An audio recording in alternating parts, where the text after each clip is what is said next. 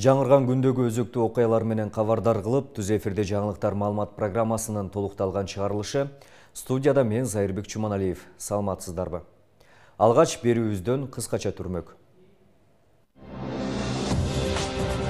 Кыргызстан Казакстанда кармалган ар бир жаран боюнча адилеттүү иликтөө болот деп үмүттөнөт. Бүгүн Жааматтык коопсуздук министрлер кабинетинин төрагасы Акылбек Жапаров катышты. Кыргызстандын Тышкы иштер министрлиги Шымкент шаарында 9 январда Кыргызстандын 15 жараны миграциялык мыйзамдарды бузгандыгы үчүн кармалганын билдирди. Араман районунун Салтанат Юсупова айыл өкмөтүнүн тургундары өкмөт башчысын жер сатып, мамлекеттик имараттарды сатты деп айыптап жатышат. Бирок кайрылган жарандардын былыгы чыга баштады. Ондон ашуун көркөм фильмдердин жаратуучусу, кинорежиссер Темирбек Маймашев жардамга муктаж. Ал учурда бир бутунан ажырап отурат.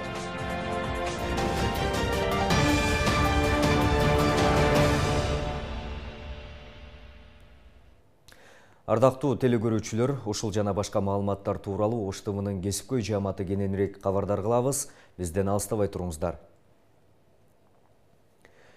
Министрлер кабинетинин төрагасы Акылбек Жапаров Кыргыз Республикасынын президентинин туризмди өнүктүрүүгө колдоо көрсөтүү жөнүндө жарлыгын ишке ашыруу алкагында Маданият, маалымат, спорт жана жаштар саясаты министрлигинде жыйын өткөрдү. Тиешелүү министрликтин башчысы Азамат Жаманкулов өлкөнүн тарыхый, маданий жана жаратылыш баалуулуктарынын мүмкүнчүлүктөрүнө токтолуп, туризм тармагын өнүктүрүү боюнча сунуштарды берди. Өкмөт башчысы белгилегендей, президенттин жарлыгы менен туризмди өнүктүрүү боюнча улуттук кеңеш түзүлгөн. Туристтик объекттерге алып баруучу бардык жолдор аларды андан ары реконструкциялоо жана тейлөө үчүн транспорт министрлигинин балансына өткөрүлүүгө тийиш. Туризмдин билим берүү, саламаттыкты сактоо сыяктуу артыкчылыктуу багыттарына жана туризмдин башка түрлөрүнө басым жасашыбыз керек, деди министрлер кабинетинин башчысы. Иш-чарага мамлекеттик органдардын, эл аралык уюмдардын жана туристтик компаниялардын өкүлдөрү катышты. Бүгүн 10 январда Жааматтык коопсуздук кеңешинин кезексиз жыйыны видеоконференция режиминде өттү. Президент Садыр Жапаровдун тапшырмасы менен аталган иш-чарага министрлер кабинетинин төрагасы Акылбек Жапаров катышты. Армения Республикасынын төрагалыгы астында өткөн сессияда Казакстандагы абал жана аны жөнгө салуу боюнча чаралар жөнүндө маселе талкууланды.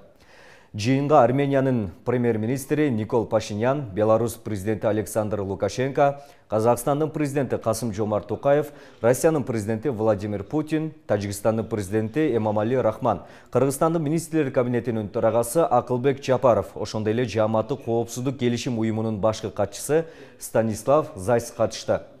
Жааматтык коопсуздук кеңешине мүчө мамлекеттердин лидерлери Казакстанда курман болгондорду 1 мүнөт унчукпай туруу менен эскеришти.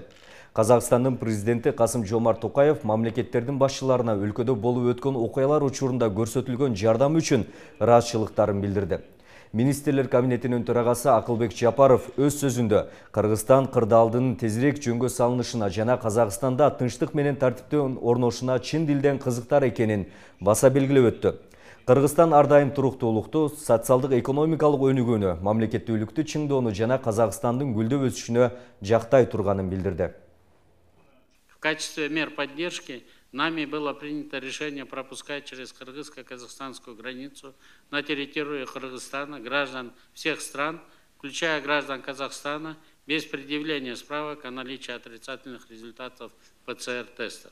В эти дни кыргызской стороной также организовано временное размещение граждан Казахстана, возвращающихся из Турции, Арабских Эмиратов и других государств, вынужденно прибывающих в международный аэропорт Манас. В организованном порядке осуществляется их перевозка до кыргызско-казахстанской границы. Отрадно отметить и тот факт, что многие граждане Кыргызстана не остаются в стороне и с сопереживанием относятся к сложившейся ситуации, оказывая всяческую добровольную помощь. Вместе с тем хотел бы заметить, что в последнее время в средствах массовой информации, в социальных сетях наблюдается распространение информации в отношении иностранных граждан, в том числе граждан Кыргызстана, об их причастности к погромам и беспорядкам.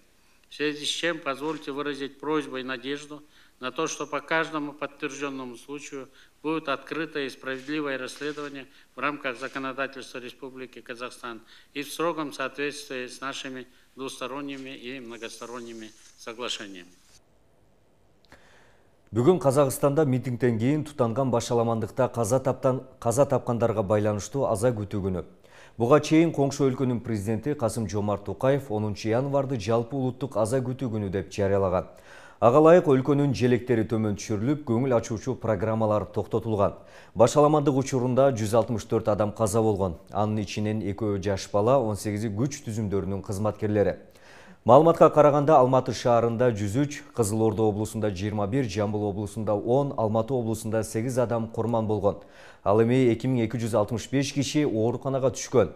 Азыркы тапта 83 бейтап оор абалда жатат. 6 январга караган түнү президент Касым-Жомарт Токаев Алматыда башаламандык уюштургандарды сырттан даярдалган террордук банда деп атап, кырдаалды турукташтыруу үчүн Жааматтык коопсуздук кеңешинен жардам сурады.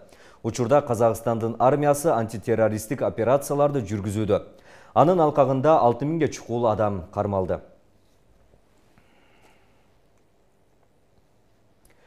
Казакстанга жөнөтүлгөн куралдуу күчтөрдүн тынчтыкты орнотуучу аскердик контингенти тынчтыкты сактоо миссиясын аткарууда. Бул тууралуу Коргоо министрлиги билдирет. Тактап айтканда, кыргыз аскер кызматчылары Алматы шаарынын ЖП-2 маанилүү стратегиялык объектисин кайтарышууда.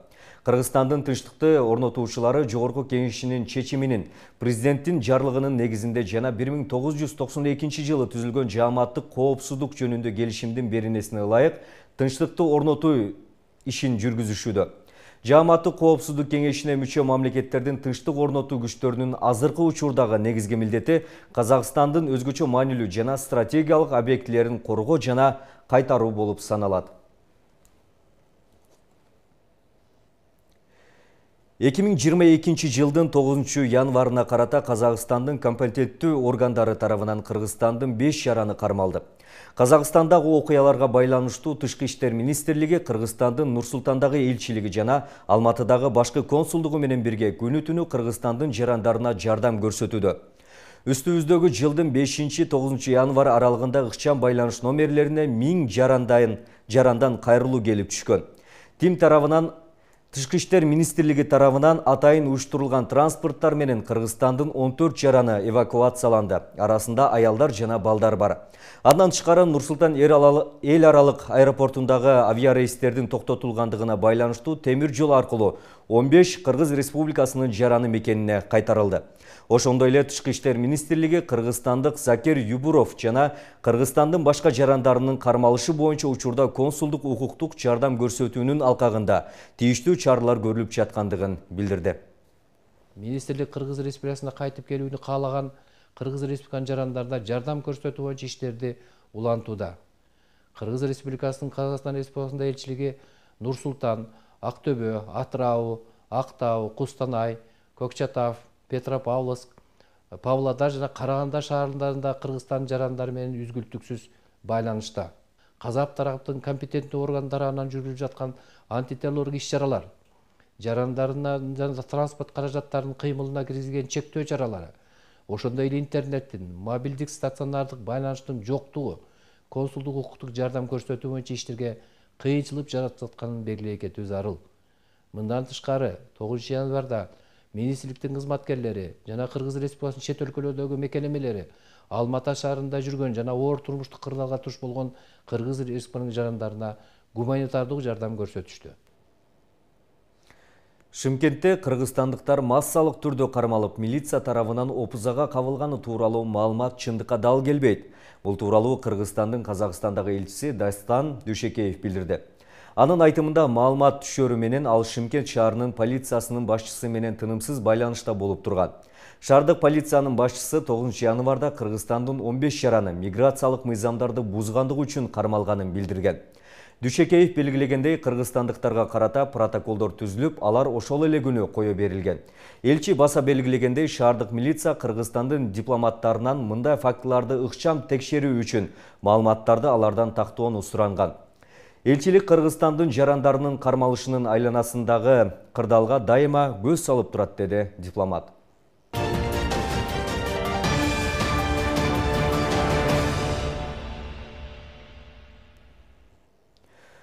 Айыл өкмөттүн карамагындагы имарат жеке менчикке өтүп, элдин мүлкүн алууга соттун чечими чыкса дагы турак жайды басып алган жаран бошотпой келет. Араван районунун Салтанат Юсупова айыл өкмөтүнүн айрым тургундары негизсиз фактыларга таянып, облус жетекчилигине даттанган. Анда айылдагы 140 гектар жерде мыйзамсыз берилиши жана элеттеги союздан калган имараттар менчиктештирилип кеткендигин айтып чыгышкан. Жергиликтүү бийлик коюлган дооматтарды четке кагып, жарандар жеке кызыкчылыктары үчүн жасаганын билдирди. Тасманы кабарчыбыз улантат.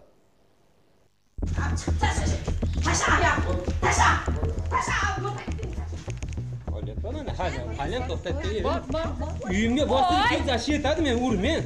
Men үйümge bastırıp girdi. Naş kere. Ana keyin bu arka bu jarayonga boshladi urushdi. Boshlaganda men dokument ko'rgizdim bularga. Bu yerda yer komissiyasi bor. Komissiyaga ko'rib, mizon bo'yicha bardagi через aksiyon beriladigan. Komissiya jiyintig'i bilan 15 yil bo'ldi da bu yerda. 15 yildan beri bir hali bir sotiga menga o'tgan yo'q. Men so'raganimda bermagan davlat. Күн жылдын соңунда Араван районунун Салтанат Юсупова айыл өкмөтүнүн 10дон ашуун тургуну айыл өкмөттүн үстүнөн даттанып, облус жетекчисинин орун басары Данияр Жаныкуловго кайрылган. Анда 140 гектар жер жана бир катар элдин үлүшүндөгү имараттар жеке менчикке өтүп кеткендиги айтылган. Жергиликтүү бийлик мыйзамдуу гана иш алып барылганын жөө келтирип, даттанган жарандардын өздөрү союздан калган имаратты басып алганын тастыктаган. Бахрам Маматалиев 8 жылдан бери элдин үлүшү делген имараттын артындагы 2,5 сотук аянттагы жерин Махрам Аскарова аттуу аялдан талашып келет. Элдин мүлкү болгон турак жайды китепкана катары мугалимдер пайдаланып келген. Махрам аттуу аял 2013 жылы убактылуу жашоо үчүн келип кийинчерээк китептерди ыргытып басып алганын Бахрам мырза айтат. Андан соң үй сала турган жери мыйзамсыз тосуп алып, айыл өкмөттүн карамагындагы имаратты жеке турак жайына айландырган. Бахрам Маматалиев жогорку сотко чейин кайрылып утуп чыккан. Бирок Махрам аттуу аял куру доомат кылып жерин элемес элдин мүлкүн бошотпой келе жатканына нааразы. Bu здание элдин зданиясы. Элге калган. Мына арка мына 2-7 аянтты бизге берген. Анан кийин 2013-жылы bu зданияны басып кирди. Китаптарды ыргытып берип мектепке кирди. Судебный приступ эчтекесиз шундайла кирип отуруп алды. Ana keyin bu arka bu jarayonga boshladi urushdi. Boshlaganda men dokument ko'rgizdim bularga. Bari ko'rdi, Boyajon tarafini olib kelganlar bari ko'rgizib, bu jarayon meniki. Bu jarayonga tivagile men uy solam deb tushuntirdim. Bu meni qoralarim bor edi bu yerda. Lekin bular yo'q dedi, bunday qilib to'sib oldi. Shu 5 yil ichida bardig'i menga chechdi. Chechib berdi bu yerda. Çeçi bergenden keyin bu ece dag'ayla o'tiradi.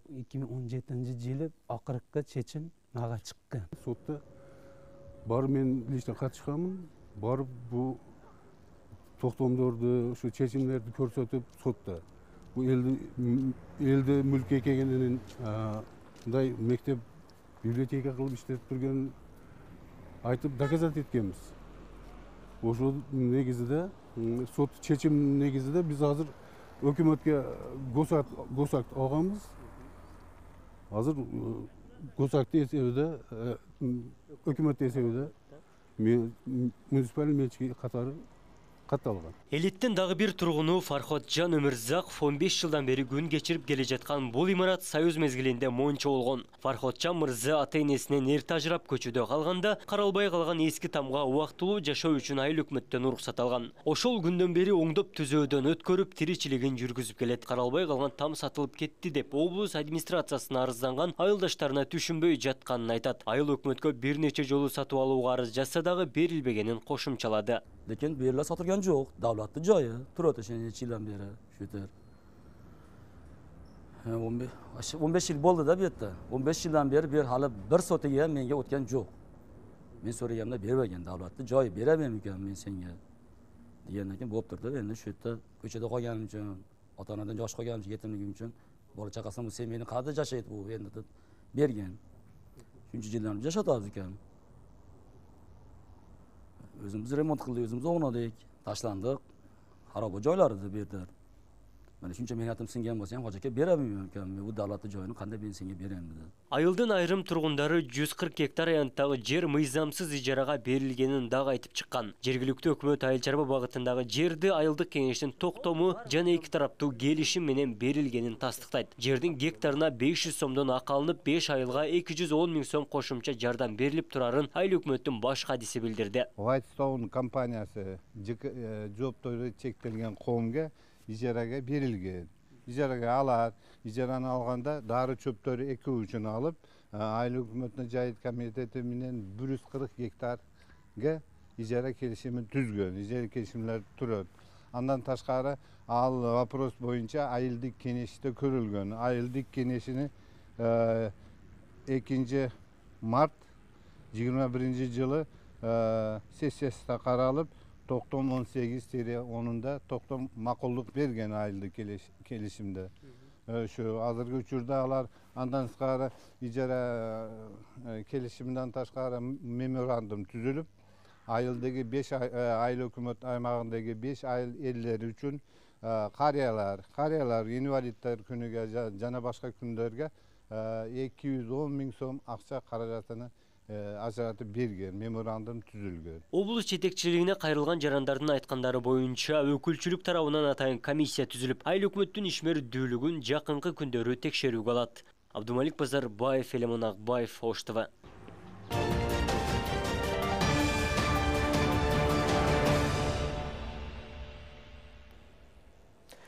Берүүбүздү түз эфирде улантабыз. Нокат районундагы мектепте 42 видеокамера коюлуп, радио зил аркылуу билим берүү көзөмөлгө алынган. Жаңы программалардын ишке кирүүсү менен окуучулардын коопсуздугун алдын алуу оңой болуп калды. Жеке демөөрчүлөрдүн колдоосу менен башталган айрым долбоорлор каражаттын жетишпестигинен улам токтоп калган. Элет жериндеги билим берүү сапатын жогорулатуу үчүн мектепке ар тараптан колдоо керек. Кененирээк кийинки тасмада. Нокат районундагы Крупская мектеби санариптик тартипке өтө баштаган. Ар бир класска электрондук доскалар коюлуп, окуучулар андагы программаларды мыкты деңгээлде өзгөчтүрүүгө жетишкен. Мектептеги 4 класстын окуучулары дагы англис тилдүү программаларды 5 колдой билишет. Мугалимдер берген тапшырмаларды смартфондор аркылуу аткарышып, сабак өтүү ыкмасын өзгөчөлөнтө башташкан. Биринчи каалаган фигурабызды алабыз дагы, мынтип сызабыз. Сызылат, андан кетип биз доскадан да жыйынтыгын көрсөтөт да, өткөрүп канчалык. Учурдун талабына ылайык коомдо өзгөрүп, ага жараша илимий техникалык багытта өнүгүүдө. Мектепте ар бир сабак интерактивдүү доскаларды колдонуу менен өтөт. Электрондук доскаларды колдонуу менен окуучулардын активдүүлүгү жогорулап, бири-бирине болгон атаандашуу менен билим сапаты да өнүгүп жаткандыгын мугалимдер белгилейт. Окуучулардан интернеттеги программалар аркылуу экзамен, тесттерди алып, сабак өтүү жеңилдеген. Технологияларды колдонуу балдардын сабакка болгон кызыгуусун, алардын жөндөмдүүлүгүн, активдүүлүгүн, сабакка катышуусун, өздөштүрүүсүн жогорулатат. Ошондой эле биздин балдарга жазуу иштерин алганда дагы көптөгөн убакыттар талап кылат да. Эгерде биз билим берүү сайттарына кирип, өзүбүзгө керектүү ресурстарды таап туруп, ошондо мисалы алсак, Qzis деген эме бар, сайт бар. Ушул сайтка киргенибизде биз аралыктан эле балдарга тапшырмаларды берип, белгиленген убакыттын ичинде алардан жыйынтыктарын алып алсак болот да. Аталган мектепте окуучулардын, мугалимдердин сабакка катышуусун көзөмөлдөө, билим берүү сапатын жакшыртуу үчүн санариптештирүү жылында 42 камера коюлган. Ошондой эле мектептеги тартипти көзөмөлдөө үчүн директордун кабинетинде радиоузел жана камералардын бирдиктүү системасы орнотулган. Жеке демөөрчүлөрдүн колдоосу менен видео байкоо орнотуу үчүн 1 миллион сомдук акча каражаты жумшалган. Мектепте окуган балдарды мектепке жүзүн текшерүү аркылуу киргизүү долбоору да иштелип чыккан. Бирок каражаттын жетишсиздигинен улам учурда токтоп турат. Бизде бар и күндөлүк дневник, или электронный журнал бар, и кейджи вот это сканировать кылышат киргенде, да. Просто азыр мектепте акча жок, токтоду.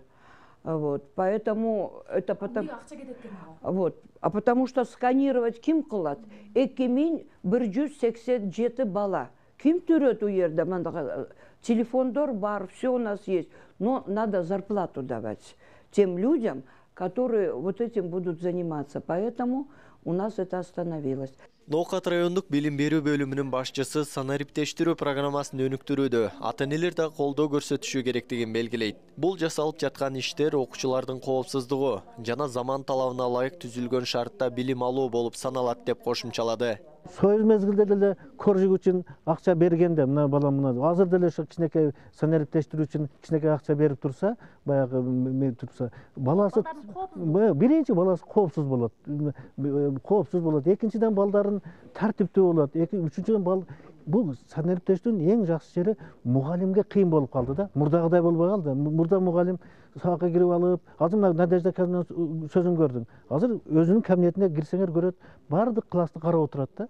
Ноокат районунда 120 мектеп бар, бир гана мектепке интернет желеси жетелек. Мектепти санариптештирүүдө 50% мектепте электрондук күндөлүк программасы ишке кирди. Сактуратбеков, Самат Сайдаматулу, Ош ТВ. Ондон ашуун көркөм фильмдерди жаратып, тарткан тасмалар аркылуу карапайым элдин турмушун, көйгөйүн, социалдык темаларга басым жасап чагылдырып келген 66 жаштагы кинорежиссер Темирбек Маймашев бүгүнкү күндө жардамга муктаж. Ал жакында бир бутунан ажырап, ооруканада кайрымдуу инсандардан жардам колун сунууга чакырат. Анткени бутунан ажыраган соң сөзсүз дарыгердин көзөмөлүндө болуусу керек. Ошондой эле кыймыл үчүн бутуна протез жасоону эңсеп келет. Учурда болсо мүмкүнчүлүгү чектелген адамдар үчүн керектелүүчү арабага муктаж. Жакшы адамдар бар элдин арасында. Мындай кайрымдык кылып жүрө турган, ошолор жардам берсе деген ой бар да. Эми профессорлор деле жардам берип жүргөн. Мына белгилүү артист Убагында тасмаларга сценарий жазып, кино тартып жүргөн кинорежиссер, сценарист Темир Азем уулу. Ондон ашык көркөм жана документалдуу фильмдердин автору.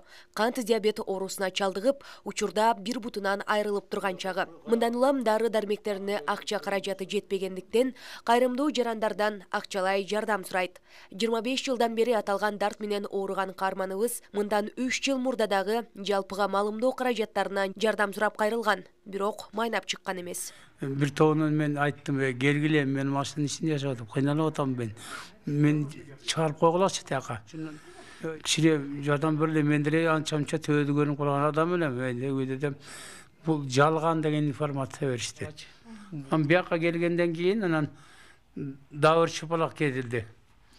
Анан кийин мен аябай мындай өзөрлүк кылдым. Ушуягын эле үчөө када деле болот. Ушуягын айыктырып бергиле депчи. Деп ошентип айтсам, сиздин бутуңуздан өйдөгөсү кетип атат деди. Бул мүмкүн эмес, өзүнчө дардешкен. Муну кесүү жолу менен гана сиздин өмүрүңүздү алып калса болот деди да. Учурда Темир Азем уулу Ош шаардык ооруканасында дарыланууда. Дарыгерлердин айтымында каарманыбыз декабрдын башында ооруканага келип түшкөн. Ал буга чейин кант диабети оорусу жана башка оорулар менен да жабыркап келген. Көрүлгөн аракеттерге карабай, оорусу күчөп олтуруп, оң бутун алууга аргасыз болдук дейт дарыгер. Андай болбогон учурда өмүрүнө кооптулук жаралмак. Бардык аракеттерге карабай, гангренасы жогору көздөй кете бергенине байланыштуу. Бул кишинин оң жак бутунун средний третий бедро деп коет, ошол жоон санынан ампутация кылынды. Ошол операция жүргүзүлдү. Ал операциянын муктаждыгы гангренанын бардык мындай улуу заттары канга сиңип, анын үстүнө кошумча оорулары да болгондугуна байланыштуу. Жүрөк кан тамыр системасы, боор, бөйрөктөрү отказ бере баштады. Уже бул операция жолуна барбасак, бейтапты жоготуп коюу коркунучу бар эле. Туңгоюк, күзгү жалбырак, табышмактуу тагдырлар, чындыктын өчкөн изи көркөм фильмдери менен таанылган элдик режиссердун бир канча тасмалары дүйнөлүк кинофестивалдарга катышкан. Өзү ачкан Азем киностудиясын жетектеп келген. Учурда Темир Азем уулу оору менен алып урушуп жатса да, адам байлык аянычтуу өлүм аттуу чыгармасын жазган. Эми даяр сценарийди тартып, тасмага айланкан таланттуу режиссерлор болсо, же китеп кылып жазып чыккандар болсо, бермекмин дейт автор. Берем. Барын эле берейинчи немесе деп. Мен жок деп мен. Кээ сатып алат экен аны. Жөнүндө берем, мен ала берсин бар. Мен бияга ойлонуп атам да, бияга кыртан. Эң жок деген жана акыркы жазганды тартылып қалса деген мен жақсы болып қалсам өзім деле аракет кылышым мүмкүн. Себеби бул Нуржамал айтайын дегеним бул это сенсацияльный материал. Жөнөкөй сценарий эмес булчу. Адамды ушунчалык баягы уйгу туйгу кылып туруп, любой адамды же ыйлатат, же ошого таасирлентет да. Учурда кинорежиссер, сценарист Темир Азем уулу кайрымдуу инсандар болсо жардам сурайт. Анткени бутунан ажыраган соң сөзсүз дарыгердин көзөмөлүндө болуусу керек. Күнүмдүк муктаждыктары үчүн бутуна протез жасалуусу керек жана учурда коляскага муктаж. Жардам берүүнү каалагандар болсо анын жеке уюлдук телефонуна же WhatsApp номерине чыгып байланышсаңыздар болот. 0773 51 24 06. Айганыш Туратбек кызы, Гайбила Эргашев, Ош ТВ жаңылыктары.